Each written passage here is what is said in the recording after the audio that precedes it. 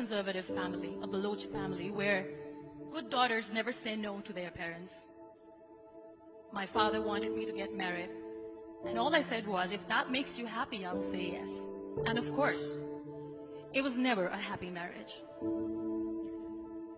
Just about after 2 years of getting married, about 9 years ago, I met a car accident. Somehow my husband fell asleep and the car fell in the ditch. He managed to jump out, saved himself. I'm happy for him. But I stayed inside the car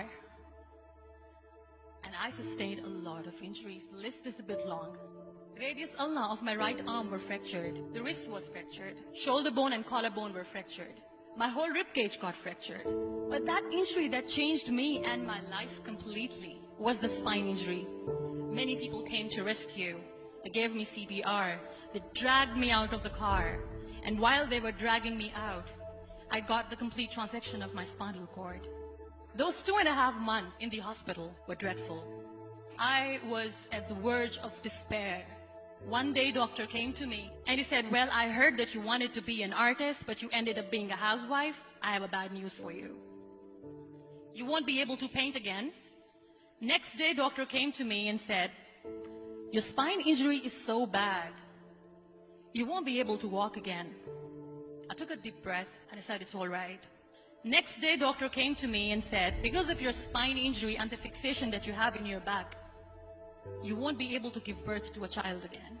That day, I was devastated. I started to question my existence. Why am I even alive?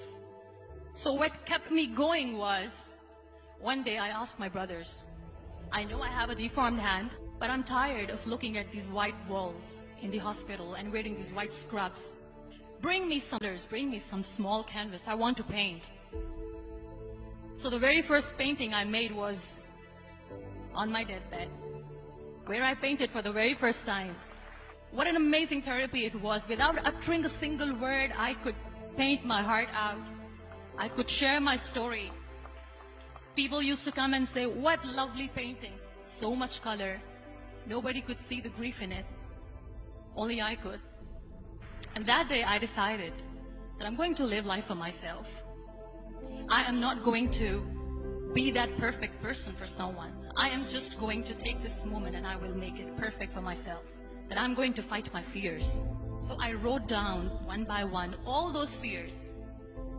And I decided that I'm going to overcome these fears one at a time. You know what was my biggest fear? Divorce. But the day I decided that this is nothing but my fear, I liberated myself by setting him free. And I made myself emotionally so strong that the day I got the news that he's getting married, I sent him a text that I'm so happy for you and I wish you all the best. And he knows that I pray for him today. Number 2 was, I won't be able to be a mother again.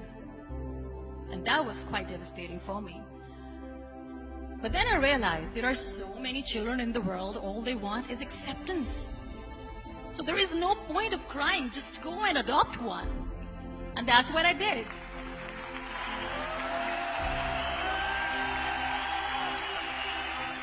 I gave my name in different organizations, different orphanages, and I waited patiently. 2 years later, I got this call from a very small city in Pakistan. I got a call and they said, are you Muniba Mazari? There is a baby boy and would you like to adopt?